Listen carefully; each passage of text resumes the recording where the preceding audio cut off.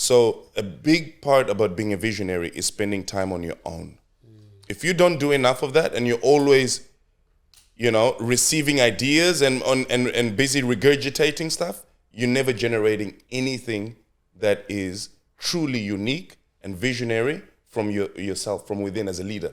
You can never lead. So I have the ability, thankfully, in my life, through the respect that I have from my wife and the people around me, to have moments where I can be on my own.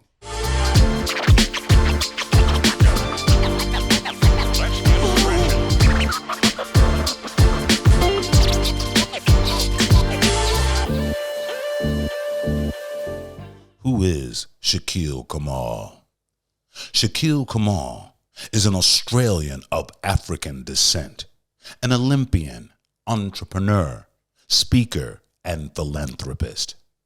The 32-year-old Mozambican Australian was born in Swaziland. He grew up in Mozambique and briefly lived and studied in South Africa. He represented Mozambique at the Commonwealth Games and participated in both the Beijing 2008 and London 2012 Olympic Games, competing in the 50 meters swimming events. His drive to lead a successful life is his inspiration coupled with creativity. He transcended socioeconomic barriers. His hunger for success propelled him to knock on every door, pursuing every opportunity. His pursuit for migrating to Australia was not an easy task. Ultimately, he was awarded a scholarship for studies in Australia. His perseverance, zeal, and tenacity to navigate rigid Australian immigration bureaucracy paid off. Migrating to Australia was a break he worked hard to achieve. He made sure to take advantage of all opportunities in Australia. Hi, everybody. Welcome to another episode of Black Wealth Connect. First and foremost, I want to give a big shout out to Rodney O. What an introduction. I think he's introduced my guest probably the best anyone could ever introduce anyone on the face of this planet. So this episode might be one of the most special episodes that I might do with Black Wealth Connect, because we have a pioneer, as Rodney O has mentioned, somebody that has proven himself, being able to say, you know what, I'm going to go out there and get it, and has actually done it, which is what we're going to focus on. So I go by the name of Fabrice Omenkoy, and I want to introduce the one and only Shaq. Welcome to Black Wealth Connect, man. Thank you, Fabrice. I really appreciate the intention you had reaching out to me on Instagram and wanting to meet me and make this happen. And I'm so glad that you had a lot of gratitude as well for Rodney O and me inviting him over to spend some time with us and seeing that there was something between both of you that precedes today 100%. Was nice. So and I really like what you're doing with your podcast. I've seen several episodes. I think it's very special. And if there's anything I can do to help you keep going, just by having this episode, I'll be there for you, man. Really appreciate it, and thank you very much for your hospitality, man. Like, I think that everybody that's come with me today can attest that, like, the hospitality from Shaq and has been second to none. So really humbling, and thank you. The story of how I actually I might as well get it out there now, of how I actually found Shaq was my partner actually sent me something. I think it was from some Instagram page, which when I get it, I'll put the description in the bio. But she said to me, "Oh, Fab, you gotta look at this person and what they've been able to achieve." Like, she sent it to my DM, so I looked over it. I'm just like, wow, like this is exactly the type of person that I inspire to be like. And I'll put it out there, It doesn't bother me. Like, if somebody's doing something great, I always want to know how people have done it. So I think that inspired me. So yeah, just seeing what you've been able to do on the, it was like a short reel, and I'm just like, yeah, I got to connect with this guy. So it was quick. Thank you again. I hit you up. I think it was either on like a Wednesday or a Tuesday, and I said to you, look, I'm going to be in Sydney on Saturday. Can we make it happen? You're like, yep, 2 p.m. done. And I'm just like, yeah, that's how I like to roll. So look, obviously today it's all about you, Shaq. So I just want to really dive into your story, because I think, as Rodney did the introduction, I think you have a very important story to tell, and it's going to inspire hopefully a lot of people within the African community and Black people all around the world, just to hear your story and hopefully they can gravitate to it and hopefully they can follow in your footsteps. So talk me through your childhood, man. Like, how was it like? So obviously you were born where, and just give me the spiel, man. I was born in Swaziland. It's a kingdom in Africa still today, ruled by a king. The reason I was born there was because we were going through a major civil war in Mozambique, and the hospitals were absolutely, torn apart.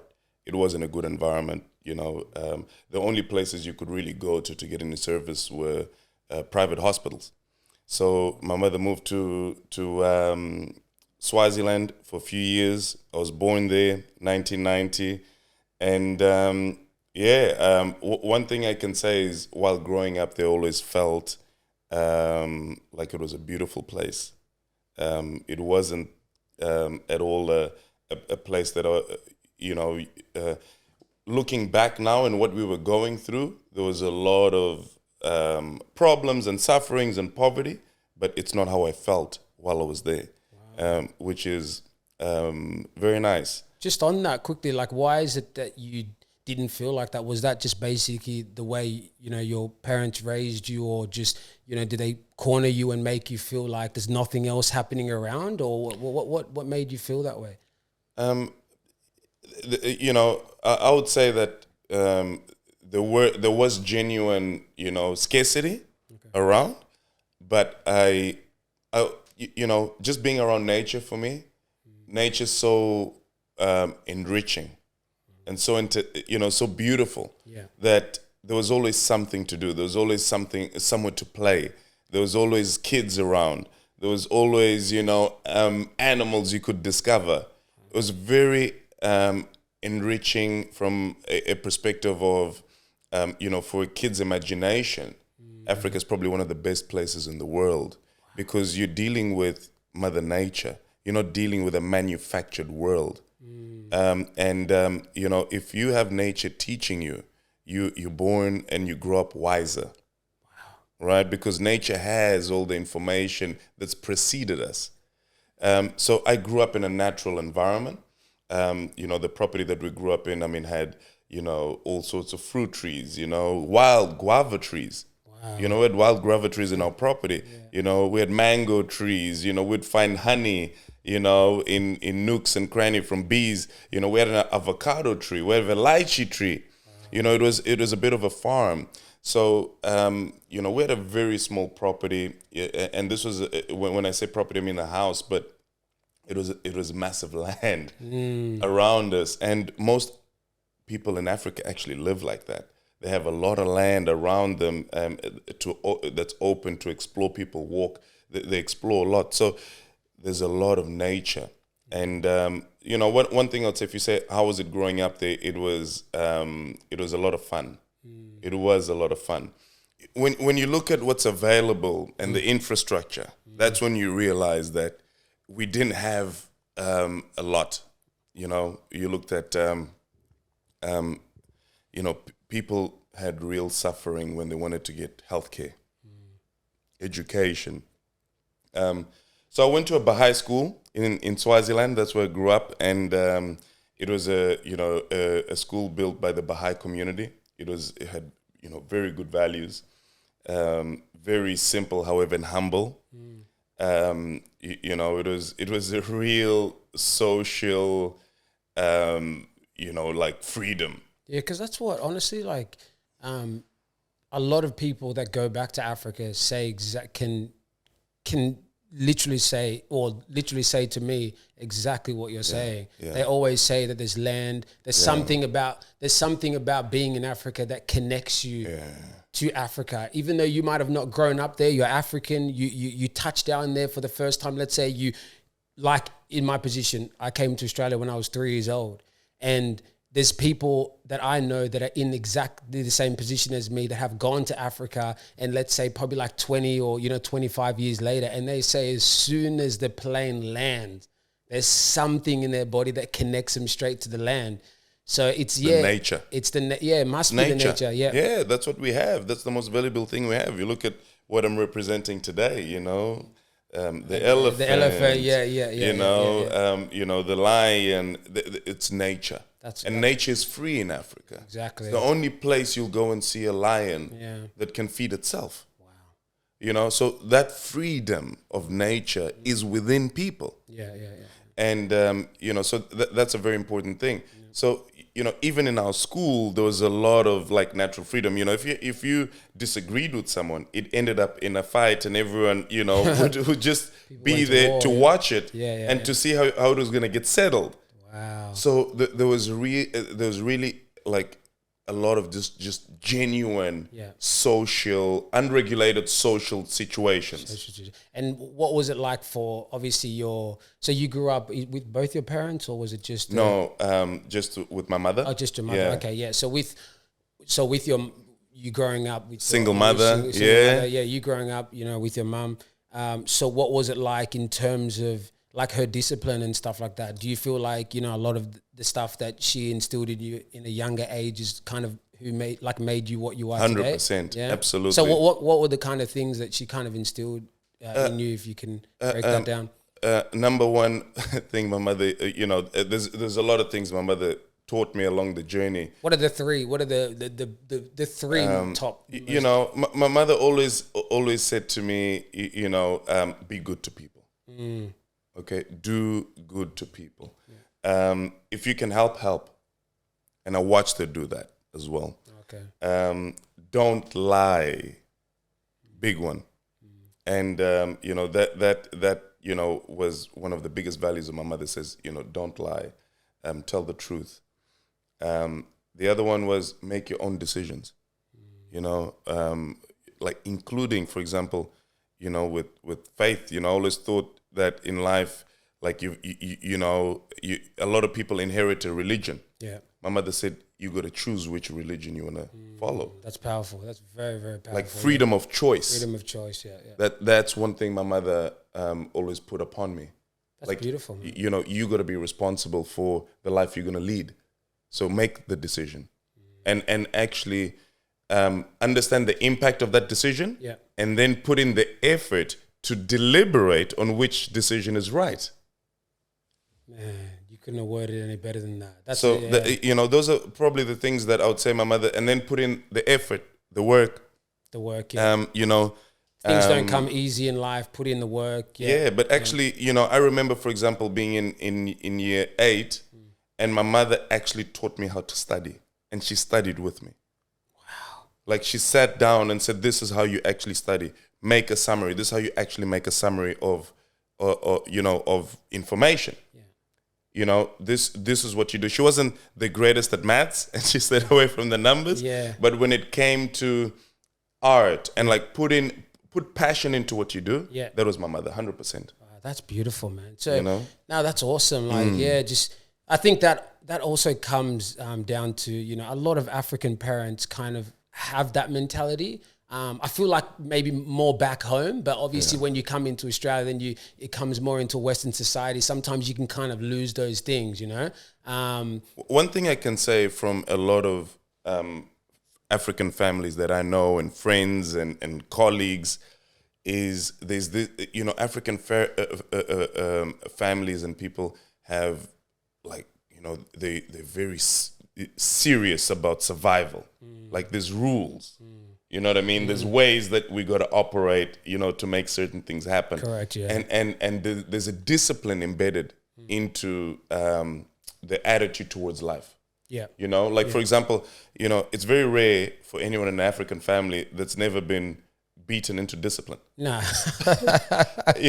Many cultures 100%. don't know that, but like that's one trait that in every African family there is. It's like, we will beat you to make sure that you understand that. And every African child knows that look that the parents will give them before they're about to get, they didn't even have to say anything. They could literally give you that look. You already know what it is. Go pick up the stick and you're going to get that. You're going to get served. So, man, look, I think that's crazy. Look, I think your upbringing is, that's very, very inspiring. Obviously, I could tell that your mother was a big force of kind of who you are today, just hearing that story. Was she the same person that got you into swimming? Like, because obviously, that chapter is it's a very unique chapter, because not everybody can be an Olympian swimmer and get to that level. So what got you into swimming, man? Like, I was, while living in Swaziland, the world was very far away from us. We didn't have television. We didn't have a way to consume the world. But my mother sent me to Denmark to go and visit some family there when I was 7 years old, on my own. I got in a plane and traveled there on my own with dreadlocks. Wow. And I had dreadlocks to my shoulders, and here I am leaving, and my mother stayed behind, and I went, my mother and my siblings, I've got 3 siblings. Yeah. And they sent me to Denmark, and I got to see a lot of the world, and I was blown away. Wow. As you can imagine, a kid from Swaziland going to Denmark. My uncle managed to get me into the Michael Jackson concert. Wow. Like, I was a 7-year-old kid sitting on my uncle's shoulders watching Michael Jackson on his 45th birthday on stage. Wow. That is crazy. And, so the world started to come to me in snippets, but I went back to Swaziland. And when I went back there, it stayed in my imagination. Got you. And a year after that, I was 8 years old, the 1998 World Cup is happening. In France, In France. Yeah. And my mother built a backpackers to be able to feed the family. So we had all these foreign people that would come to Swaziland, Germans, French, Israeli, Pakistani, Chinese, Japanese, Americans. Everyone would come over to our backpackers to visit Swaziland. That is crazy. Your mom did that? Yeah, she did that. Wow. And that's how we survived, right? She wasn't a person that had tertiary education or anything. So she wasn't a doctor or a lawyer. She wasn't someone who could go and serve the corporate world or anything like that. So she was like, I'm going to be my own, I want to be self-employed. Yeah. So she built a backpackers. That's unbelievable. And so what happens is we're watching the World Cup, and we've got all these people from all over the world sitting outside, in our backyard pretty much, because we live there too. Yeah. And watching the World Cup, having beers, and you've got the English rooting for England and the French rooting for England. And I got to see a world event for the first time, sporting event. I'd never seen anything like it. Damn. I was blown away. And for the first time, I said to myself, I want to be someone, and I wanted to be a soccer player, and I wanted to play at the World Cup. Okay. It happens that throughout my journey, I'm devoted to football. Specifically, I fell in love with Ronaldo, the phenomenon, number 9 from Brazil. Yeah, the original Ronaldo. The original. Yeah. And that drove me to pursue practice, to become better at the sport. And it drove me to dream about what it would be like if I actually became that soccer player. Wow, yeah. The fact of it is, when I went to Mozambique, I moved to Mozambique when I was 9 years old. And for better education, better opportunities for my family and everything. And my family, we moved there, and we opened another backpackers there. Wow. And guess what street I lived in when I went to Mozambique?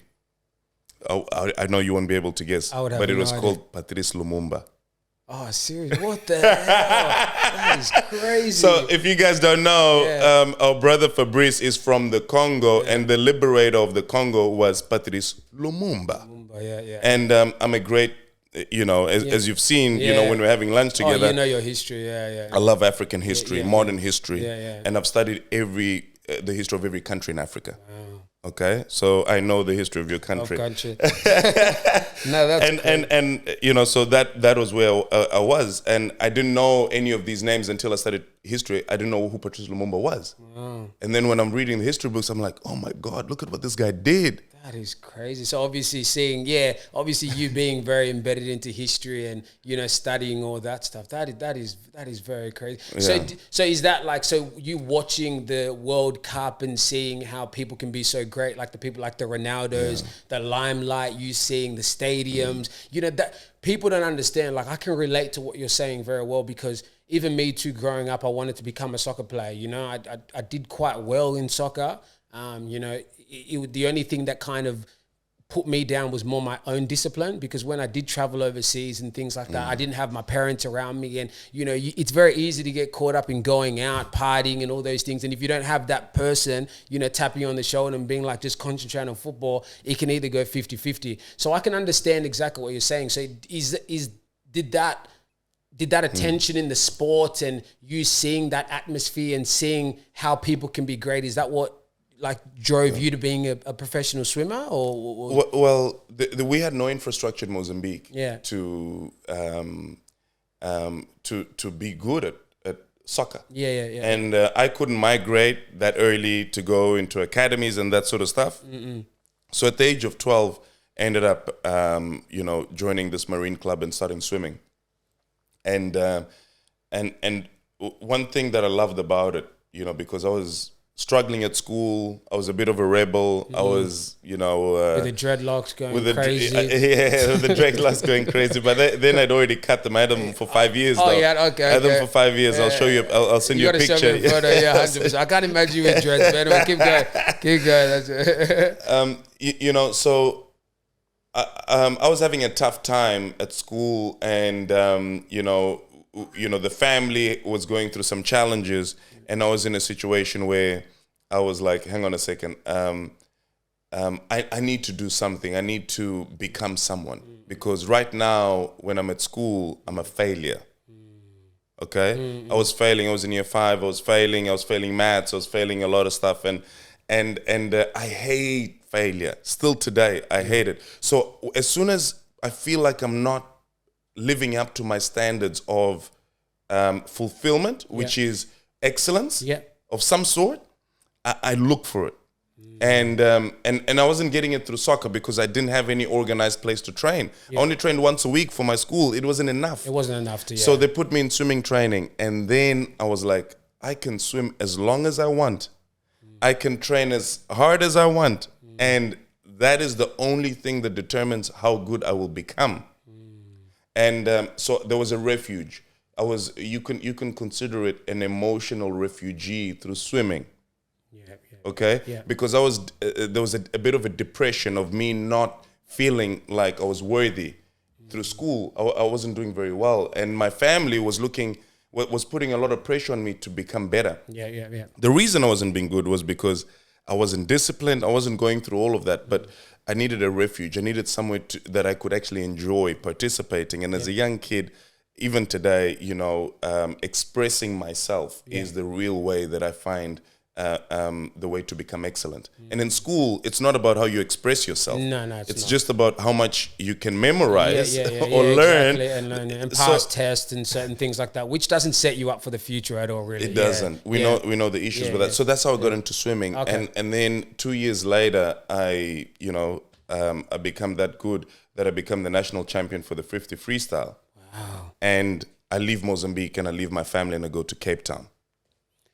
Wow. So now you end up in South Africa. So for those people that don't know where Cape Town is, so you end up in South Africa. So then in South Africa, you continue your swimming journey there?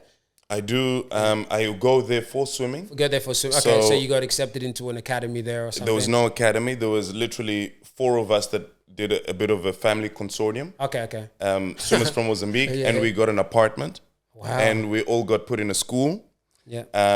Norman Henschelwood, I'd love to send a shout out to all my Cape Townian friends. Yeah. Incredible experience being in Cape Town. Wow. God, that's crazy. You even got the South African accent in such a short time. You were only there for 5 years? I was there for 5 years, So that accent must be very strong. So obviously, so sorry not to cut you out. So you went to South Africa, you did everything there, and then I was there for a year. So my friends that were there, they didn't want to continue continue doing that. We Okay. were there for a year. It was hard. Yeah, okay. Like we were waking up at 4:30 in the morning. We'd Yeah. walk for half an hour to the pool. Half an hour walk Damn. at 4:30 in the morning when you're 14, with your blazer in a hanger over your shoulder, your lunch, stuck into the blazer's pocket because you're gonna need that lunch at, all of this sort of thing. Yeah, yeah. And your school bag and your training bag, and we would walk up a hill to the military base, which is where the swimming pool was. That's crazy. We'd train there for about 2 hours. Okay, so from 5 o'clock to 7 o'clock, we'd get ready. We'd have about half an hour, and then we'd go walk another half an hour to school. And then, we'd spend, we'd be in school until 3 o'clock. Then we'd come back home and walk half an hour back home. It was like this half an hour triangle that we operated in. Yeah. And then we'd be there until 5 o'clock, and then we'd go walk again to training, 5 o'clock until 7. And then we'd come back home, do our homework, and then get ready for the next day, 4:30 in the morning again. So that's crazy. So obviously, so now you being in South Africa, so at what point did you start to realize that, you can actually make it to be a professional swimmer? Like, did somebody just scout you and be like, look, like, you're just incredible, like, you're overlapping kids in the swimming pool? Like, at what stage did you realize that? When I became national champion after starting for 2 years, everyone in the country was like, how did this guy just do this in 2 years? Like, our kids have been doing this for 7 years. 7 years, and they couldn't even get to the level that you got. Some, Wow. yeah, it passed a few, some of them. And that was my sort of claim to promise, Okay. was that I'd done it so quickly. Okay, got you. Okay, and so there was a swimming coach that came from Cape Town, from the military base, to do a training camp, and all these parents paid him to come over to do a training camp for them in a different club to the one I was in. Yeah. In Maputo. Yeah. And he was there for a week. I didn't even train with him there. And because my friends were friends with parents that were part of this club, Yeah. they sort of, included us in this consortium of sending us there, and we started working together, and I was one of the upcoming athletes. So it was natural that, I was included in it, and I was friends with the guys. So we were like brothers at the time. So, and I think I'd gone from swimming, the 30 seconds in the 50 freestyle to 28 in the space of, like 8 months, and that in the country, that is a big deal.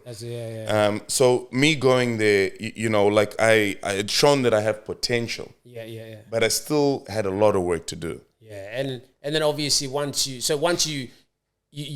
people started recognizing that, look, this guy's incredible. You guys did the whole camp with all the kids and things like that. So walk me through, like, you being selected to go to the Olympics. Like, that is like a whole nother world. Like, I mean, how was that for you? And like, at what stage did you get selected to actually go there? Like, it was 4 years after going to Cape Town. Yeah. And there was, I was, even though I was national champion for my age group at 14, I was way far behind the fastest guys in the country. Okay.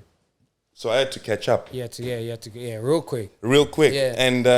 And what happened is, to finish the Cape Town story, the guys that I was with decided they didn't want to do this anymore. Yeah. They wanted to go back to Maputo. Yeah. I was keen to continue. Yeah. I had progressed a lot. So from 28, I'd gone to, 26, another 2 seconds in 1 year. Wow. Okay. So it was getting serious. I was enjoying it. I'd become something. Yep. After leaving, a academic career that was just, oppressing my self-esteem. Yeah. I'd now become someone Okay. that was believable. And that fueled you to continue Fueled me going. to continue. So going. faith is a big thing. Faith fueled me. Yeah. I had faith in myself, and people now started to believe in me. Wow. And that started to fuel me. So I started to target the Olympics when I started to calculate and look, and I said, I've grown this fast, and I've started to swim this fast. Yeah. Man, these guys are really fast ahead of me, but I reckon I can beat them. And if I can beat them, that's my spot. Yeah. The guy who I had to beat was Lionel Matons, and he was at in Pretoria. Okay. In the academy. Yeah. And he had been in the academy there for 3 years before I even, went into Cape Town. So I asked my family, I want to continue. And they, sort of support me to go to Pretoria. Yeah. and that's actually where I meet my now wife, Martina. Oh, okay. She was there playing tennis. Oh, wow. From okay. Kenya. She was from Kenya. She was there playing tennis. Okay. And one of the great things for me is I got to be there with the best facilities in the world. Yeah. And get to train against the person who I had to beat to go. Okay. And it took me 3 years to do it. And I finally beat him in the last year. It was 2 months before the cutoff time. Yeah. And I made it. Yeah. And that was it. Beijing Olympics. Here was coming. God. Yeah. Just walk me. Just you being in the Beijing Olympics, like how was that experience? Like, I mean, obviously, like, you have so many people watching you. You're basically there with the world. They're like all the greatest competitors in the world in athletics, in swimming and everything. So just run me through just that experience in general. Like, I mean, and how did you do in that actual competition? Everyone asked me. I'm gonna say I came 67th. Okay. And it was amazing. I got a PB. Now I was swimming 24 seconds. Yeah. From where I came, and the most valuable thing it did for me is it gave me an enormous amount of self-esteem. Yeah, I mean, look, at least you gained something from it, you know what I mean? Absolutely. Yeah, it gave me self-esteem. Yeah. I got the tattattoo as well, I printed it in me, don't worry, we're definitely going to take a shot of that and put it in the screen. What did it show me? It showed me what excellence looks like. Oh, perfect. Okay. What is being the best in the world look like? And the best people in the world, just like any one of us. Yeah. Just human beings. Just human beings. There's humble as we are. Yeah. There's vulnerable as we are. Yeah. Okay. So I realized I was amongst people that I could continue to be like. And if these were the best athletes in the world, then I could be the best anything in the world. Perfect. There was no limit now. You know what? That takes me to my next question. And, you worded that so well because, the way you entered that definitely takes it into the next stage. So in terms of now you going into the corporate world, you then transitioning from being an Olympian now to, to what we're going to be talking about next, about how you created this company. So would you just say that being in the Olympics and all that motivation that you got from being competitive in sport, did that then transition you to be able to go into the corporate world with the same competitive nature? Is that what kind of drove you to then be able to take it to the corporate world, if that makes sense? Yeah, I still look to discover that in myself all the time. Okay. I know it's an important question for people, to understand, a bit about me, but absolutely, what I learned out of becoming an excellent, athlete, is exactly the same attitude. I would say it's attitude. Attitude, yeah. Okay, attitude that I use in my life, in everything. Okay, not just in business. I use it in my life in anything I want to do, whether it's my relationship, whether I'm raising my son, whether it's in my friendships or my engagement. I'm fully present. Yeah. Number one, I'm going to be there. If I say it's going to happen, it's going to happen. These are things that for you to make anything a reality in your life, they need to become rules that become your character. And I always feel like, and just on that, I always feel like that comes from sport, because even when I was playing, competitive soccer, a lot of those things that I've learned from my coach, my teammates, everyone around me to be competitive, I was able to take that into my life. Yeah. And like you said, with relationships, building relationships, even if it's just friends, things like that, I feel like, if you have children, that sport is like one of the most amazing things. I will always encourage anyone to ever play sport. I don't have kids at the moment, but I can guarantee you the day I have kids, they are playing sport 100%. So, I'm sure they will. Man, tell us about this empire, man. Let's get into it, because obviously now, you've been able to, so you've done all the sport, you've done the swimming, you've been in Africa, raised by a single mom, which gave you so much determination, growing up, the nature, everything like that, right? Yeah. So now you come into a whole world in Australia now, and then you're able to establish what you've been able to establish, or what you've been able to create. Walk me through that. So Panthera. So you created Panthera, so talk me through that. Obviously, so what did you do in your corporate world to be able to, you know, to build a company like this? And tell me that is the stuff that you've learned in the corporate field, are these the same things that led you to building a company like this? Did you study this? Like, walk me through that journey, man. I did study it. You know, I would say one of the most important things that I did that gave me the determination to build in business is the attitude of the don't give up. And that is not just, it didn't just come from sports, but it came from how I migrated to Australia. Okay. And I want to get into this because this is probably the most important thing I've ever accomplished. The hardest thing I've ever accomplished. Harder than building my empire. Got you. 100% harder. There was just no way I was going to be able to come to Australia in the position that I was in, because you need to have $80,000 in your bank account to get a student visa to come here. Okay, and after I graduated from high school, I went back to Mozambique and I was earning $250 a month. Okay, God, you would have had to save for a long time. You know, and I still have I know a lot of people that earn, you know, $400, $500 a month in my country.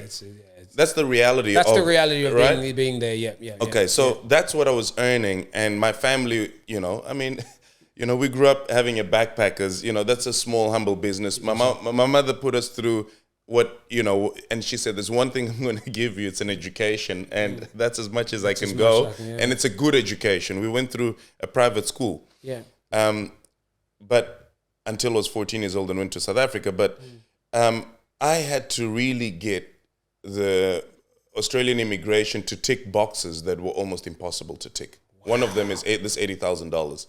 And for me to do that without any money whatsoever, we didn't even have a savings account of $2,000, okay? So for me to do that, I needed to get sponsorship.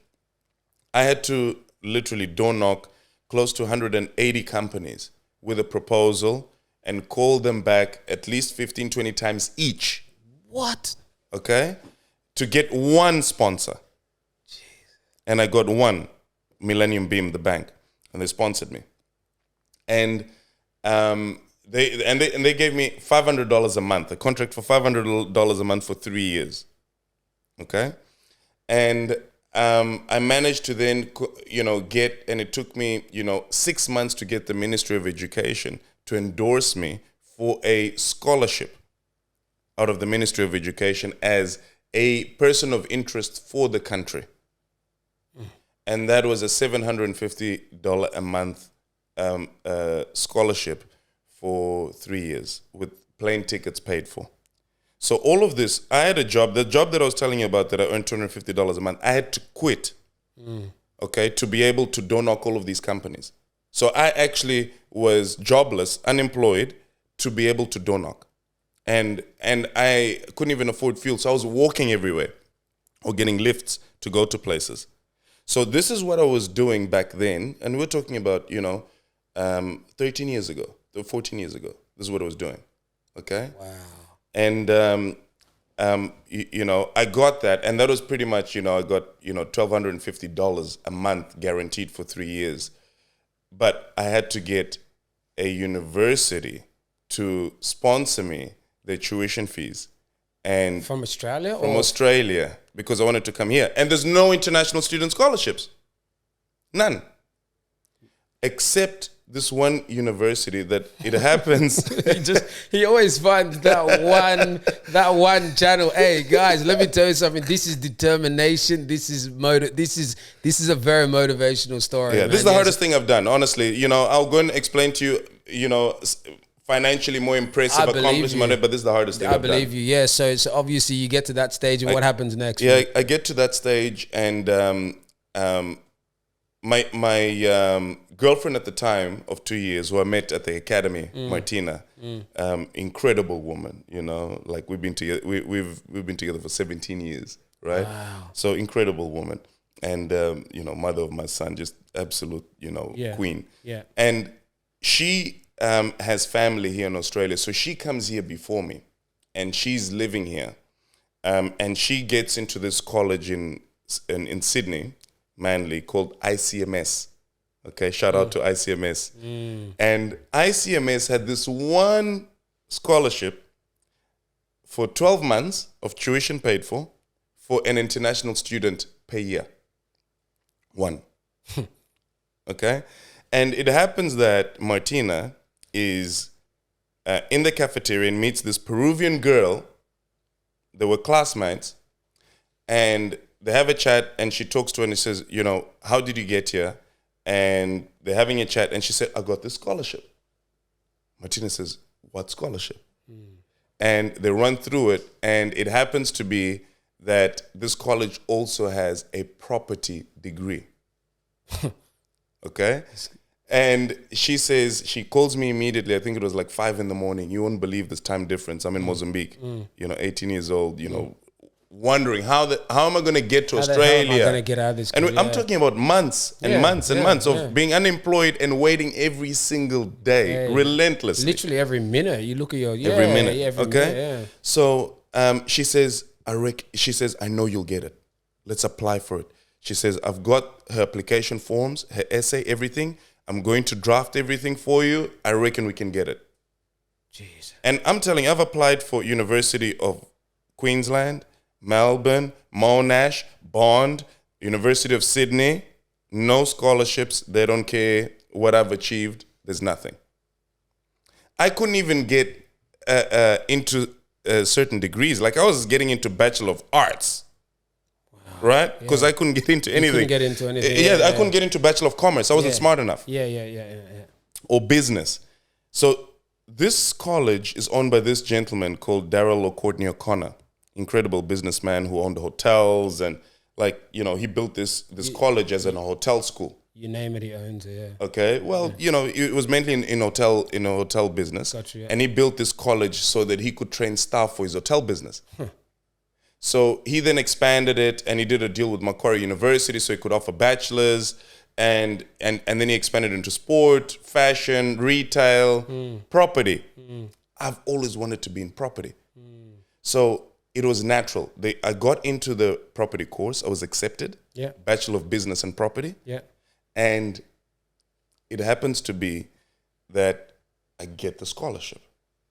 The process of getting that scholarship was excruciating because they only gave me the scholarship 2 days before I left the country. God. So I had to hope all the way through. Like I had to go to Pretoria. I left Maputo to Pretoria and spent 6 weeks there couch surfing between friends waiting for my visa, not knowing whether I would get the scholarship or could afford the tuition fees if they even gave me the visa. They gave you, God. So there would have been like a million things running through your mind at that time. 100%. So just tell me, when obviously you're waiting, and shout out to your wife right now, yeah? Yeah, she's my wife. Shout out to your wife. A lot of for someone to be able to, do that for someone or just have someone in the back of their mind, obviously you guys were together and be like, look, this is the perfect opportunity for you to be able to come here and do whatever you have to do to find opportunity. Because she literally gave you opportunity. So just continuing on with your story. So obviously you're doing that, and then I wanted to ask you. Sorry, this is exactly what I wanted to ask you. So the moment she called you at 5 a.m. in the morning, literally, or 2 days before that you were about to get your visa, because obviously you were doing everything without knowing fully if you were actually even going to get accepted. Correct. So once you did get accepted, I'm assuming you would have got a call. Yes. So how did you feel in that moment? Because obviously you leave your mom, obviously, you being in Africa, your siblings and things like that and going, what was the emotion like, man? Yeah, man, it was very emotional. Very emotional. I literally cried. Because... Very emotional because, when you spend so much time in your head, for something that you believe in and you believe can happen. Yeah. And there's no evidence around you that it will happen. Damn. No evidence whatsoever, yeah. And there's no one with you, around you, that's expecting it to happen. Guys. So everyone's living their life. Everyone's hearing your story as something external to them. It's not like, now we've got a team of people and I've got, the whole company to believe in what we're going to do. Got you, yeah. Okay? Or some of them in the company, whatever it is. Yeah. And there's a team of believers. Yeah. It was just me, my mother, and Martina, my wife, who was in Australia, saying it will happen, it will happen. And without these women in my life, many things definitely would not be possible. That's transpired. But I get the call. Don Shield, the head of international, students, says, we've selected you for the scholarship. You've got it. He knew everything that I was waiting, but they were going through a process. And I arrived 4th of September 2009 to Australia. And basically the journey started. I needed to look for a coach and started uni and a lot of things started to go forward. But as I trained for London Olympics, one thing that I was doing while I was getting ready, because I knew I was going to retire when I graduated. So I had a 3-year window to get there. Gotcha. It took me a year to come to Australia after Beijing, 2008. And then I had 2009 to 2012 to get to London. Okay. So I made a plan. And, if people are going to learn something about my story, you're going to hear snippets of lessons in this. And it was always make a long-term plan. And I made a long-term plan then that I was going to retire at the same time that I graduated so that I could enter a new chapter in my life.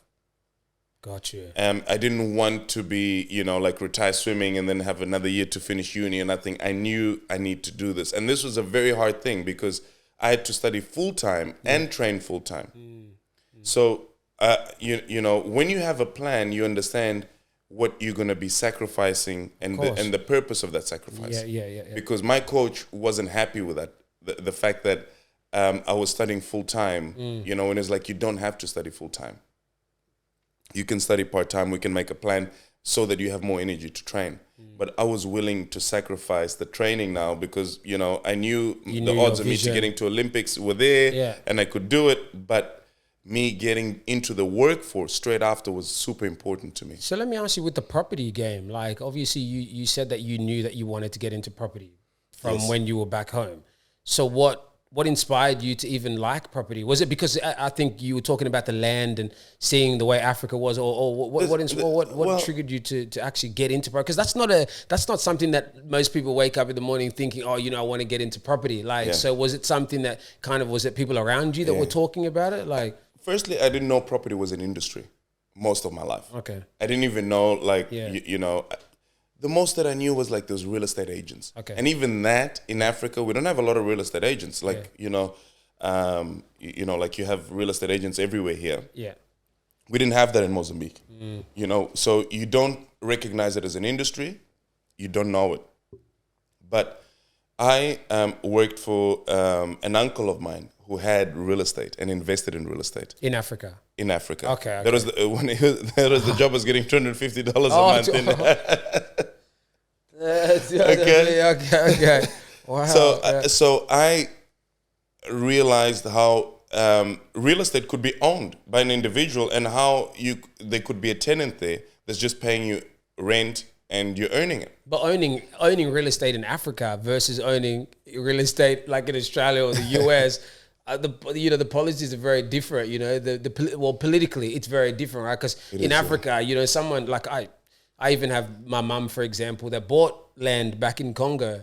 And literally from the moment she bought it, she doesn't necessarily have the title anymore. They've just taken the land. So that stuff can't happen in Australia. So, I mean, what gave you hope to say that, okay, when I come to Australia, property is going to be like something that I can kind of take over and run with it? When I got here, one thing I really wanted to do was like find an inspiration, someone that I could look up to that had accomplished something that I wanted to have in my life. And I wanted to obviously get into real estate, but I didn't know much about it as you're talking about it. Yeah. So I went to Dimox and I picked up a book called Pushing the Limits, Frank Lowy.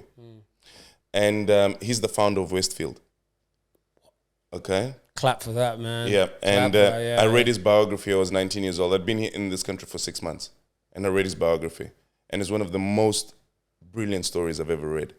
This man, migrated here, like his family were, like persecuted in the Holocaust, escaped, his family's dispersed, siblings here, mom here, there, goes to Israel, gets into the army because, that was a process of being able to then, get some sort of support, and then comes to Australia at the age of 21, with a loan. And when he gets here, he starts, to work, save money, and eventually buys a block of land in Blacktown, okay, with a business partner, John Saunders, who was a delicatessen owner in Town Hall in Sydney. And these guys basically created a new delicatessen over there to make money. It was a cafe, sandwiches out of the Italians and the Greeks that were working in the construction in Western Sydney. So the company Westfield is named because of a field they bought in the West. Oh man, Jam, bro, listen, I gotta just let that marinate. Like, guys, and just sorry not to cut you off, but like, you can see what people's visions are, and like, this is exactly why having someone like Shak is so important, because the motivation, like in life, this clearly shows you no matter what circumstances you are in the world, whether it's war, whether you're going through something in the darkest place, like ultimately, if you want to gain something out of your life, there is absolutely no excuses, because there's people from the mud that have been able to do it and have done it at levels like Westfield and all that. We walk into the shopping centers, we see what Westfield is today, but not understanding that somebody had to sacrifice so much to build a company like that. Yeah. So I just wanted to put that out there, because that itself, even just the Westfield story, like buying a land in the... Yeah. You can't even make that stuff up. No, you can't. No. And I was reading it. That's incredible, man. And I would, so I would make a point when, in the book, and Jill Margo wrote this book, and I'll tell you another story afterwards, how, I met Jill after she was a speaker at an event in the Financial Review. And I told her about the impact that book had in my life after, 10 years of reading it. And I took a picture with her. I'll send you the picture. So the author of this book I actually got to meet, and I told her how valuable that book was for my life. I haven't met Frank Lowy yet. But I would actually go into Hornsby or Miranda or Bondi Junction shopping centers, Westfields, while in the book they were building it, while he was explaining how he went about getting those deals done. I would actually go inside the shopping center and into the food court. Okay? So I immersed myself into his life and into his journey. And believe it or not, literally 12 years after reading that, I'm building a shopping center, And it is... We're going to clap for that, man. Guys, clap for that, man. Honestly, that is... Look, we're going to give roses where roses are deserved. So, yeah. Yeah, so I looked for inspiration when I knew where I wanted to go, and I looked for the best. And I didn't know that, I didn't know anything about Westfield. I didn't know anything about Frank, but I wanted the best. In my head, that's what I wanted. And when I saw the book, and I saw his picture, and I saw Pushing the Limits, and I turned the cover, and I read it, the back of the story. I was like, oh my goodness, this is a gift. And I've got to tell you that I got into books, and books guided me into wealth, into understanding wealth. Yeah. And your channel is about inspiring Black people to understand wealth. Yeah. Read. Yeah. When I got into the airport, going back to the 3rd of September, when I got into the airport to come to Australia, I went to Johannesburg Airport, and I went to the bookstore in the airport, and I picked up this book called How to Get Rich by Felix Dennis. I was just telling my executive team yesterday about the story, and the impact that had in understanding what people that built empires had to go through. And the fact that you can read that in 30 days and get and encapsulate an entire 30-year journey in 30 days, it's pretty impressive. That is impressive. So books have that. The wealth is in the knowledge. Yeah, exactly, and that's why even just to connect to Black Wealth Connect, that's why the name represents exactly what you just said, because everyone within the black community has a wealth of knowledge. It's like, why don't we put that like as, you know, connect that wealth of knowledge to be able to create better opportunities. That's exactly what you broke down is exactly what Black Wealth Connect is built on. So walk me through it. So obviously now you know, you've read books, you know, you've studied how people like Westfield have been able to develop their malls, and you know, everyday malls that we walk in, we take for granted. This guy had to basically sacrifice blood, sweat, and tears. So Panthera, how did you actually start that? And please tell people what is Panthera, so people understand exactly the business. You know, you're the CEO, co-founder. Please explain what that is. Panthera really is a visionary organization that is, you know, that builds the tools it needs within human resources and technology to deliver the best lifestyle precincts for people in urbanization. And that's property development, mixed-use property development. So, you know, I try and simplify it, but you end up using words that confuse people and all of these sorts of things. But I'll get into, you know, we started buying shopping centers in regional areas, like areas that no one wants to go to, like Maitland and you know, Goulburn, you know, and you know, Raymond Terrace. Yeah. We understood and understand today the value that these regional areas have and how shopping centers work. But before that, you know, I started a job as an analyst in this company called Property Beyond. Yeah. This is where I started my first job with it. I didn't know anything after graduating about property. Yeah. And the guy who gives me this job is called Rodney Tim. He works at Panthera today. He was my lecturer at university, and he was the owner of Property Beyond. Okay? So that's amazing. That's amazing. You know, this is a true story. You can go to my website. You'll see Rodney Tim is there, and so it's kind of meant to be kind of thing. But you know, I met him and we became close. He's from South Africa. You know, he was a person who had been here for, you know, he's 60. You know, and he's 67 now. He's had a long journey and he's got more energy than most people. But you know, he really guided me into understanding the mechanics of property in the industry as an analyst. Okay. And gave me the fundamentals of property and the thinking, and just like almost don't be afraid of scale type thinking when it comes to working with it. The first job I did with Rodney was analyzing the Land and Housing Corporation portfolio, 150,000 homes. You know, we're talking about a portfolio of, you know, close to $20 billion. Wow. Like, this is my first job. And I've got a spreadsheet, and we're trying to analyze why there's a 40-day lag between a property going vacant and becoming occupied in social housing in New South Wales. So that was my first project. Wow. And I had to go to Hurstville and Parramatta and meet with Land and Housing Corporation and interview them and find out and look at the portfolios and information.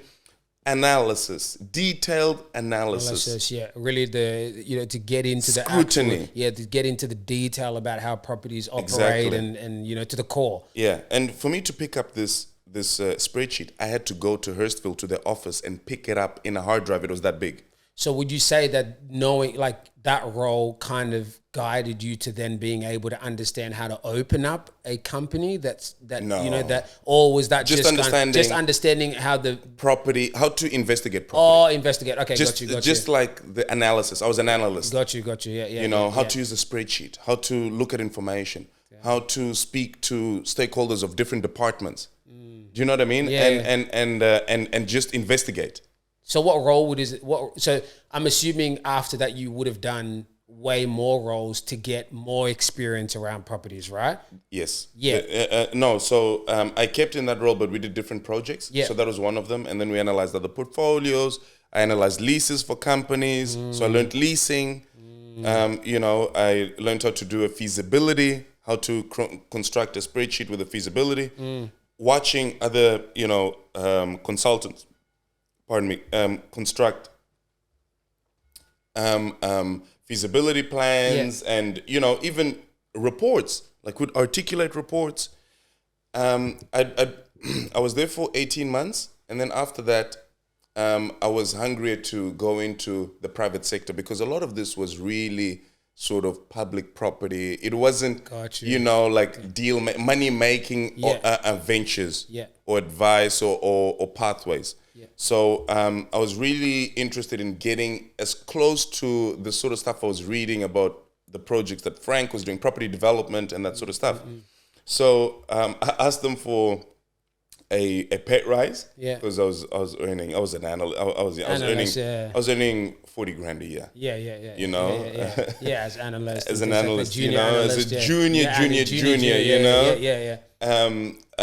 But you know, the knowledge there was everything. And one thing I would say to young people, if you're out there and you've learned where you want to go, and you find an opportunity that can give you that, accept the lowest wage that is offered to you, but gives you the knowledge you need. I'm not saying just, you know what I mean? I always believe in that too. Yeah. It's not about you trying to get. It's not about you trying to get the highest pay, but then you're not learning what you need to learn to be able to get you to where you need to get to. Like you need to. Yeah, So at what stage would you say? Because you know, building what you've built today, like, you know, just walking around seeing this stuff. Like, I think people won't be able to, we're talking about it, but until you actually see this, you know, like you're in the middle of Balmain, you know, beautiful office, like you being a black entrepreneur, like, you know, and a lot of people inspired to be that. We don't know how to get there. That's the thing, right? So me growing up with a lot of my boys, we always used to talk about, I always just say to myself, by the time I'm 30, I need to have $5 million. It's always that dream, right? But you just never know how you're going to do it. But you just say to yourself, I want to get there. So you've gone through all this studying. At what point do you say to yourself, okay, and what was the final job that you had done to be like, you know what, now I'm actually going to build Panthera? Like, at what stage did that come? I asked for this pay rise. They say, listen, your personality, your character, and your thinking, you're a deal maker. This is consulting. Wow. You should go out and Rodney actually said this to me. He said, you should go find a business partner that is going to back you, and you're going to, you know, do property development deals. And I'm like, you know, I'm 22 years old, and I'm listening to this. I'm like, sounds how like the gibberish. hell am I going to find that? Yeah, it sounds like gibberish to you. You know what I mean? What the hell? Like, I said, I just felt defeated, and in a way a little bit like, man, I worked to rise, and maybe in a way at that point in time I felt a little bit sort of let down by him, but what he was saying was right. Very, very right. And literally that day I never applied for any other job. I never worked on my CV or anything. I went on to LinkedIn, you know, with the jobs area in LinkedIn. Yeah. And the first job that comes out, investments analyst, shopping centers. Okay? And I apply, I look, I find nothing else that serves me. I leave it, I go back to work with the guys. I'm still in the company. Yeah. This was probably 10 in the morning. At 3 o'clock, I get a phone call. Said, you've just applied for this job. You know, this is who we are. Are you interested in, why don't you come into the office to have a chat tomorrow morning? And I go into the office of this company and pretty much meet them. And there's a lot of energy in this place. You know, what you're feeling by sort of coming here, and you're coming on a Saturday. There's no one else here, just me and you and the team. And energy, success. You know, it was a construction company. They were building, they were moving, they were buying shopping centers. Yeah, it was like Wolf of Wall Street. Wolf of Wall Street, exactly. Like yelling, throwing papers. It's actually like a construction version of Wolf of Wall Street, 100%. That is crazy. Okay? Yeah. And I meet these guys, entrepreneurs, self-made, made it all happen, 200 staff, building buildings all over the city. I was like, oh my goodness. Where the hell have I been? I've been looking for this moment all my life, but you found it. I ended up in an interview with the boss, and I said, you know, so what is, and you got to remember, you know, like knowing the story, I wanted to be in shopping centers. I've read a book about the greatest shopping center build of all time. I'd never worked or seen a tenancy schedule of a shopping center. Yeah. This is my opportunity. Yeah. What is the job offering? You know, $70,000 to $80,000 a year.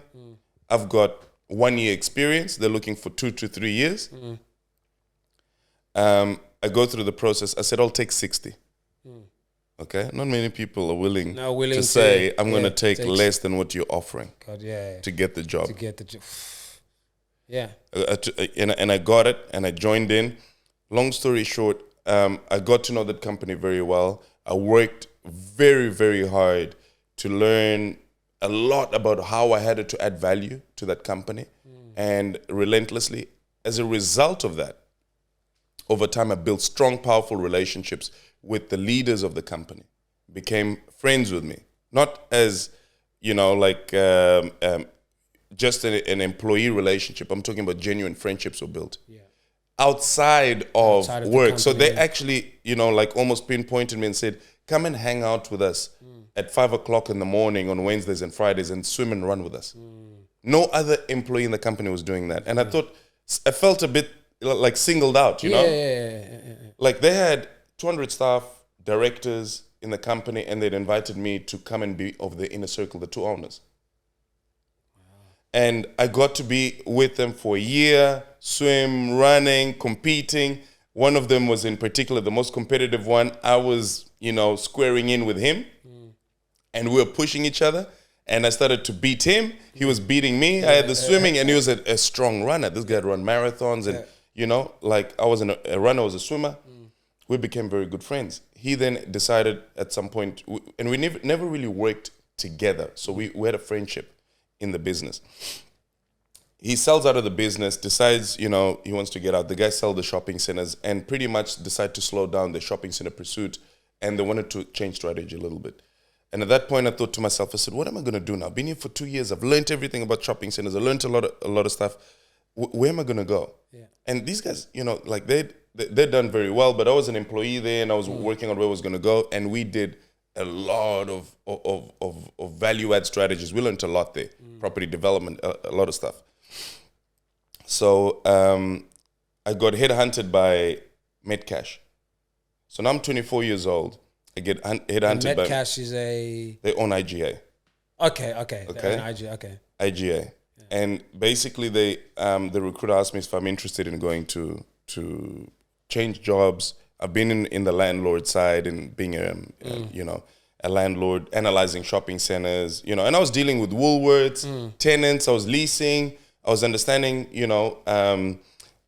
financing agreements with banks, dealing with NAB and CBA and NZ, like, a lot of experience. All the big banks, All the big banks. It's a lot of stuff that people need to understand. Like owning property means managing a lot of stakeholders and professional stakeholders. Yeah. It means being very lateral because, everyone's coming to the property for something. The bank's coming for the interest. The tenant wants you to manage it and maintain it. You've got to clean it. Like you've got to have a lot of stuff. You've got to manage $2 million worth of outgoings, all sorts of stuff. Wow. And I decided I need to understand retail better if I'm going to be truly successful in this business, because you can't just know something from a landlord and not know what happens on the other side. Correct. You need to know both sides, So the only 4 places you could really go to understand how supermarkets work, and supermarkets are the anchor ship and of retail, of neighborhood shopping centers. I believe that 100%. Yeah. So it's Woolworths, Coles, Aldi, IGA. That's the only places you can go. That ain't collapse. For you to be able to get a job in any one of these companies, just working for 3 years, it's almost unheard of. And I get an opportunity. And I'd gone from earning 60 to 90 grand a year. I'd been earning 90 grand a year for 2 years. I was 24 years old, and these guys offered me 150.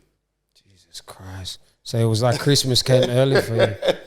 I couldn't believe it. And it was like, here are the car keys, 200 supermarkets you're looking after, New South Wales and ACT. This is what you got to do. This is what your successor had. These are his notes. Off you go. I was like, I've never been to most of these towns. Yeah. So now I'm traveling regional Australia, driving. Seeing how the environment is down there and just seeing, Meeting with operators, inspecting sites, meeting with area managers, meeting with all sorts of people. Unbelievable experience. At the same time, I'm going to tell you a story that you don't know. I get a phone call from this gentleman. It's probably one of the most impressive deals to me that I've done. And he's my uncle, the guy who gave me my first job, from Mozambique. And he says, I want to buy some trains, okay? And this guy started as a car dealer, then, got into buses and transportation in Mozambique. Yeah. And he got to the point where he had like 500 buses. And now he was dreaming big and he wanted to get into trains. And there was no train system in Maputo or in Mozambique for public transport. Yeah. So he wanted to set up the first public transport system in the country. Like, crazy ambitious plan. That's crazy. Yeah. So he calls me and he says, I've got this maintenance report that's been given to me, and I think these trains are in Australia. Can you see if you can find them for me? Because these trains are decommissioned, they're like second-hand rolling stock, and I want to get them sent over to Maputo, and I want to start the service. Yeah. I'm like, wow. That's So like... imagine I could get involved in something like that. That's a task that, like, wow, like you just think to yourself, like, what the hell? Like, where do I even start, really? Long story short, I find the trains. They're not in Australia. They were in New Zealand, in Auckland. Okay. It takes me 2 years, but I managed to get the trains acquired, bought. I engage everything on my own with Auckland Transport, Ernst & Young, no help whatsoever. My uncle never left Mozambique. He stayed there. And I put the trains in a ship, and I shipped them over to Mozambique, and they're operating now. Yep. Until today, they're operating. Jesus. I'll send you photos of the train system. And have you actually been there and like been on the trains? Like I have not been on the trains. But you've seen photos. I made it happen. Yeah, you made it happen. I've seen photos. Yeah. It's operating. I'll send you videos and photos. That's Everyone in the country knows it's number one public transport system in the country now. In Maputo. Because it just operates in Maputo. Okay, that's wow. Metro bus system. That's crazy, man. I know, and I honestly could not believe that I could pull this off. So I was running these supermarkets while working up until 2-3 in the morning to try and make this happen. Okay.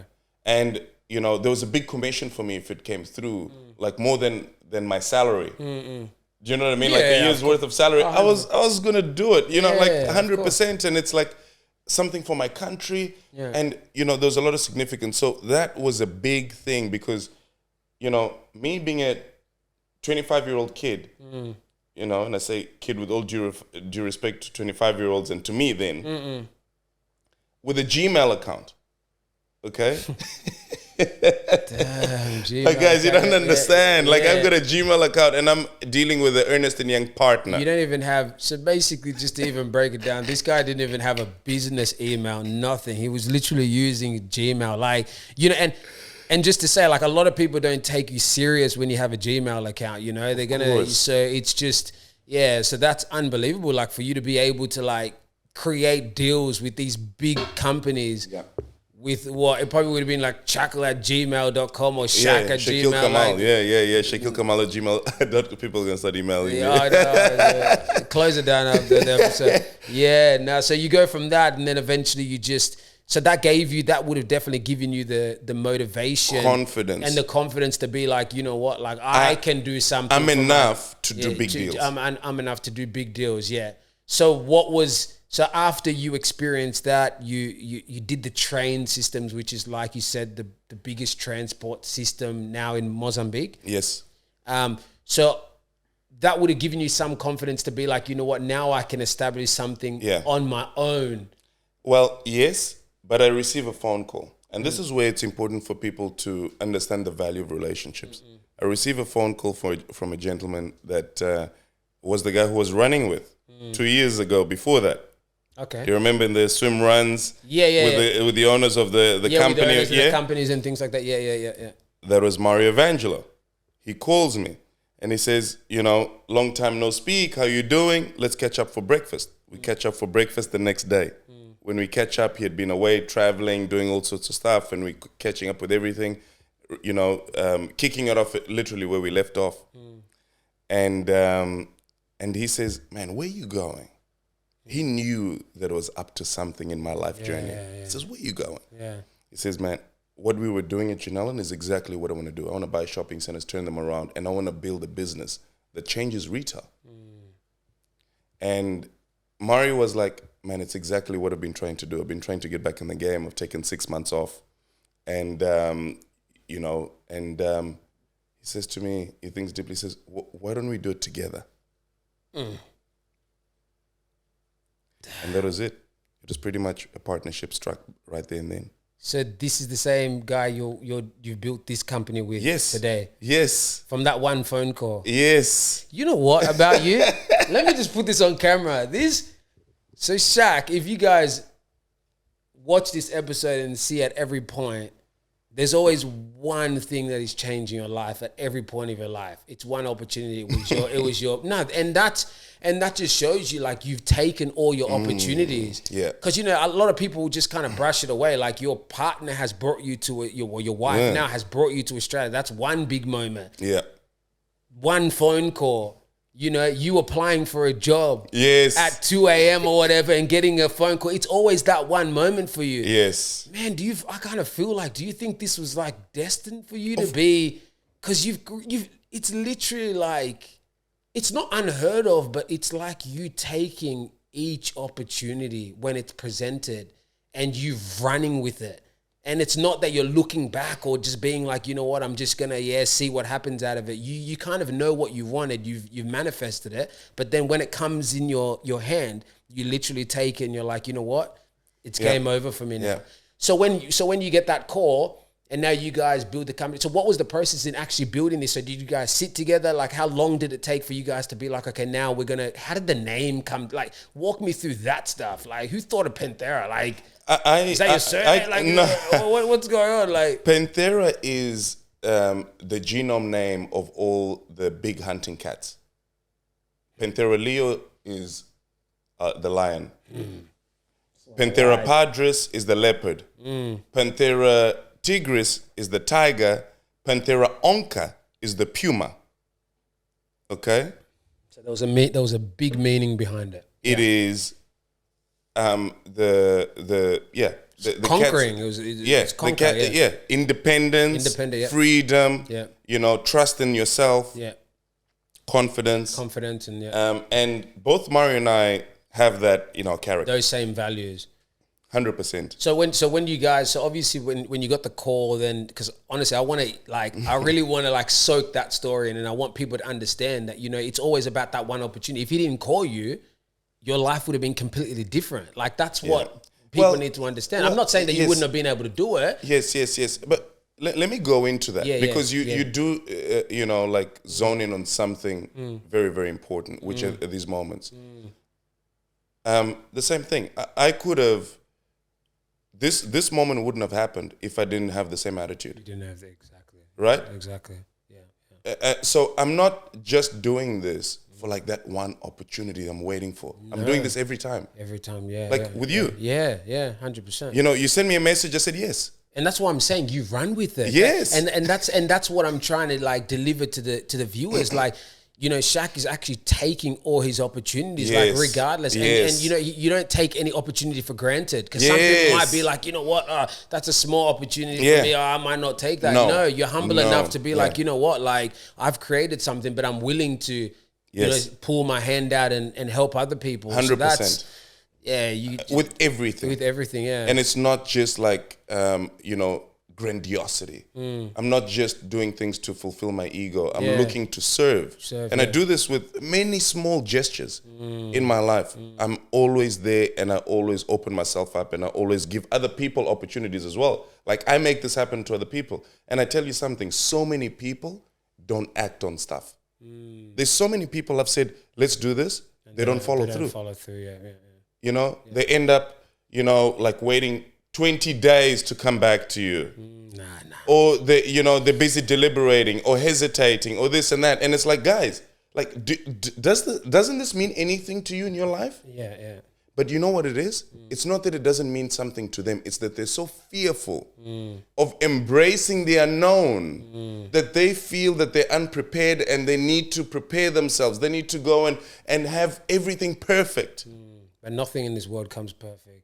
You gotta start off. You just somewhere. Gotta start. Yeah. You gotta get started. Damn, yeah. Now that's and this is exactly what you're saying is so important. And this is what I preach too. It's always about you never know what you can create unless you start first. Yeah. If you have that vision started off. So coming back to that opportunity when you got that call, was it just like, okay, 1 week later we're gonna meet at a cafe? Like, it was next day. The next day, okay. Like we were like literally on. So you guys meet up. So what was the conversation like at that point? Was it just literally like, okay, you know, you've got this experience, I've got this experience. How can we come together? We knew each other very well. Okay. Like we'd seen each other operate. We never worked, like on a day-to-day together, but we knew each other's operation. Yeah, yeah. I mean, he'd built Janelle, an incredible construction company, 30 years. They built $3 billion worth of buildings. Got you, yeah. So I understood his experience from a construction perspective. When it came to property development and like retail, he was definitely looking for someone that he was going to partner with and that was going to be able to lead that. Got you. And in his eyes and in his own words, he says he's never seen anyone better. And for him, there was no hesitation. He was on. He was like, can we do this together? Yeah. Okay, number one. And I said, yes, we can. And he knew my character and my style. He says, let's do this 50-50. Perfect. Okay, it was equal from the beginning. It was open from the beginning. It was honest from the beginning. It was equally passionate to each other from the beginning. Yeah. And we literally struck the deal. He was honest with me. He said, man, this is what I've got. This is what I don't have. I said the same thing to him. Straight away in that first meeting. And we have never lied to each other, told each other, kept anything away from each other that mattered. Yeah. We've never literally, been, with a different agenda. Yeah. So everybody's had the same mindset from the beginning. From that first meeting. So you being able to build this company, so, you get that phone call, you guys are together now. So how do you actually move forward in terms of building a company like this? Or did you guys have to go look for investments? Are you happy to talk about that stuff really quickly? So did you guys put money together? We put our money together. Yeah. Okay. So 50-50? Yeah. Well, Mario had more money than me. Okay. Mario definitely. I mean, you know the story. I came here with nothing. Yeah, you came in. So I was hustling my way through. Got you, yeah. I had the energy, the tenacity, the zeal to go through. Yeah. Mario had sold his business and sold some property, so he was ready to go. Got you. So, and he knew that but he wasn't ready in his life to be in a business. There was certain things going on. So he was almost like, man, I've got the capital. I don't have the ability to be in a business at this stage. Okay. And this is where I'm at. I said to him, listen, this is my calling. I can do 100% of everything that's necessary to get this built. I can guarantee you that. Okay. So how about you do what you can do and I will do everything that needs to be done. Man, this is powerful. That's you know what I mean? Yeah, got you. Yeah, I said, 100%. I know. I trust in myself. And he was so grateful, man. Honestly, as a man, who's built a lot, who's older than me, etc., his humility and gratitude in that alone, still today, I take my hat off to that. To have faith in you, yes. Have faith and then even be able to recognize that as gratitude and be grateful for that. Being grateful, because to give somebody opportunity, because that's one thing. A lot of people that have capital, they always look for the right people to invest in. Yeah. And, for him to be able to be like, you know what, Shaq, I want to invest in you. Yeah. For you guys to be, whether the percentages are or whatever, but he still had that belief in you to be like, you know what, I'm going to give 100% and you come on board. We were 50-50 from the beginning. From the beginning. And for me, that was important because I'm a Panthera. Yeah. I'm not going into anything to be, go half-hearted really. To go half-hearted or half-earned because I'm in this long term. Yeah. And I know, and I've always known that I'm going to get there, regardless. I've always had the faith to get there. And Mario understood that too. So whatever deal we had to do was going to be the deal that would be done if we had the same amount of money at that point in time. Got you. So the capital didn't skew anything. Yeah. More probably the stage of where we were in our lives skewed it because I was hungry, I had the energy, I wanted to be working. He, had gone through his... with all due respect to him, his midlife crisis, he had been there. He wasn't ready. He was wearing his shorts in the beach. It was a different stage in life. It was coming, Yeah. Okay. So that's exactly how that started. And then now you can't get him far enough from the business. He's working in it every day. He's like, we're going to build a construction company. Shaq, you know, and he's pushing now. He's in it, and we're now side by side going. And he's now saying to me, I will do whatever needs to be done. That's what he's saying now. And guys, look, that is crazy because, you know, like I said, it all comes down to the belief in him being hungry and finding the determination. So just quickly, man, challenges of being a CEO and being a leader. Like, so Done. just what's the challenges of being a CEO? How is it managing people? And I got one more question, and then we can. You have ultimate accountability. Yeah. So it's lonely. Okay, you have to, and when I say that, I'm not saying like, you know, it's lonely. Like you got to feel sorry for yourself. You got to learn how to enjoy loneliness. Okay?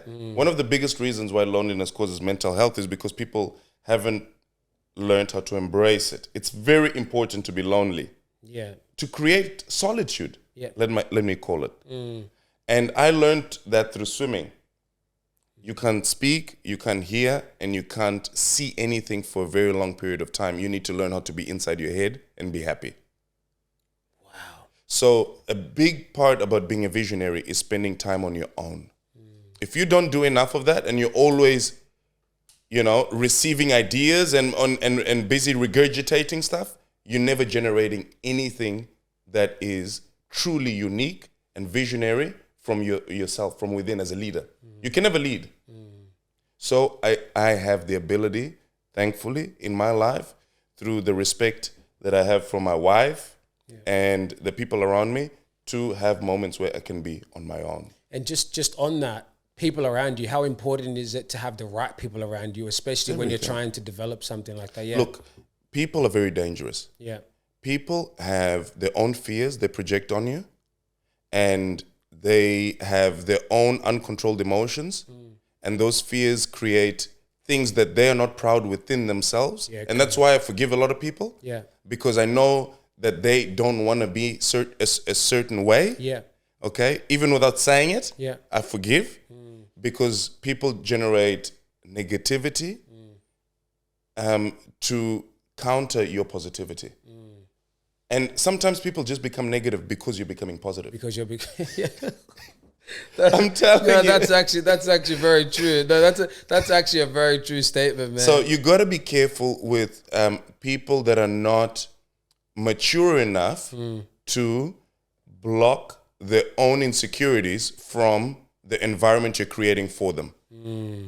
If that makes sense. That does make sense. Yeah. That is a gem. Now, that's a gem. Sorry, some things you say, they hit me later on, you know. So it's like, you know, it's like when you take a mint and then after a while it just it hits you. It's a wisdom. It's so my last question to you is like, man, like I always usually do these questions to at the end of the cast, like, because it's all about understanding where you come from and also understanding where you are today. There's always a beginning to something and there's always an end to something.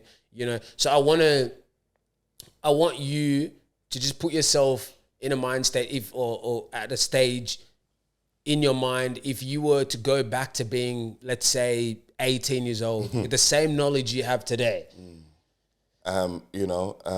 If you can go back to, that's the right way to teach people, is to pass on knowledge that you would consider valuable, right, in your own journey. Right? It's the right way to pass on a message, because there'd be a lot of people that's going to watch this and going to want to get something out of it.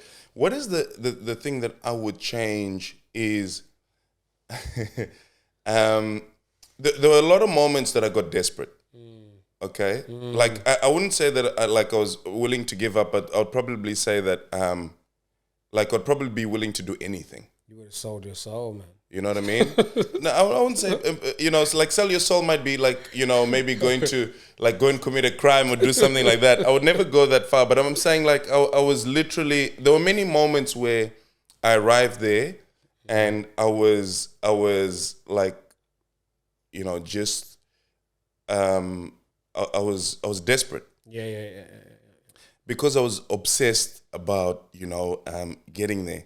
So I would say, man, I don't know if maybe I needed to be that way. and this is why this is a hard question for me to answer. Okay, there's things that I was doing, like I was spending so much energy in trying to work out where to go. Like I'm telling you, I knocked 180 companies. Yeah, you knocked on every single door, probably in Mozambique. And it's a hard question, but one thing I would say is, you know, like you need the fear. I needed the things that I was going through. I needed to feel fear. I felt a lot of fear. That's what made me desperate. And you know, so and still today, like I dream my nightmares. I said to my team, I said, dream your nightmares rather than live them. Live them, yeah. So, wow, you know what I mean? That's a gem. So I say, you know, foresee how things could go wrong. Foresee how you could fail. Foresee how you could not get what you wanted. Yeah. And then try and see what leads you there and avoid it. Got you. You know?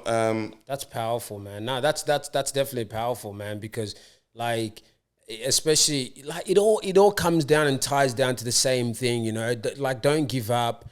If you believe in something, just try it, you know, and like you said, there's always going to be something that like puts fear in you, right? Yeah. So like but you got to sometimes find a way to be able to change that fear into, you know, more positive energy. You know, there's ways to do it, whether you meditate. It doesn't matter what you do. The only way to do it is to believe that you're worthy. You're worthy, yeah. That's it. That's powerful. You know, we're getting very fancy now. Go and meditate. Go and do all of these things. Just believe. Just believe. You need faith. You know what I mean? You just need faith. You can tell Shaq has never meditated a day. I do. No. Believe me. No. I believe in all of these things. I meditate. I guide people to do that. But the purpose of meditation is to reset yourself in a position of stillness. It won't diffuse your traumas, your anxieties and things like that. It won't diffuse the reason why you have fear. The only way you can do that, really, is by constructing something more valuable in your future that is worthy of courage and faith for you to pursue. Damn, man. That's... Exactly. No, the way you broke it down is, man, you know what I mean? You know what we're gonna do, man? We're gonna leave it at that note because that is a gem. There's one thing I wanna say that's very important, and it's gonna give us the segue to part two. Part two, yeah. Which is to the black community out there. Talk to them. We have a big pandemic in fear in the black community, and I call it racial superstition. The belief that racism is coming their way, okay? And that paralyzes their faith, that they can actually overcome anything that comes towards them. I hear a lot of black people saying, but we can't do it, or this is happening, or they're judging us, and I want that to stop. Yeah, I don't like those words either, yeah. And I call that racial superstition. Okay, which is you being racist to yourself and expecting it. I literally have never gone into any meeting expecting someone to judge me in an inferior way on my color or anything. Yeah. And also the other thing is, like, we also need to look for inspiration outside of the black community as well. Like I went to Frank Lowy. Frank Lowy is Jewish from Hungary. You know what I mean? Yeah, I agree with you. You know, we need to look beyond what we see in the mirror, because the only time you realize you're black is when you go to the mirror. And you know what they say, and this is what I got told a while ago, that intelligence has no color. So you can go into a room, and if you're someone that is powerful enough to deliver something, like in sales or whatever the case may be, they're not going to look at the color. They're going to look at the way you deliver that message and you know how motivated you are to be able to achieve whatever it is that you're trying to achieve. So I mean, you're a credit analyst, you know, at NAB, you know, in a big organization. Credit analysts, I know what they do. I deal with credit papers and so like. The bank trusts you implicitly. Yeah, 100%. You know what I mean? Yeah. So you couldn't have done that if you would have been believing that you're not capable of doing that. Oh man, I got fired so many times. I got fired from. Oh man, I've had. We'll save that for part 2 because we'll wrap this one up. I want to hear your story too, man. We're gonna do a mutual podcast. I want to interview you.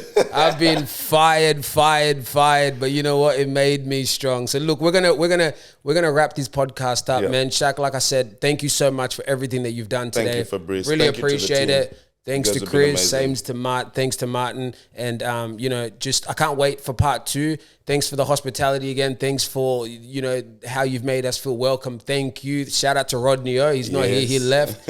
But thank you again, man, and really appreciate it. And that's it. Black Wealth Connect.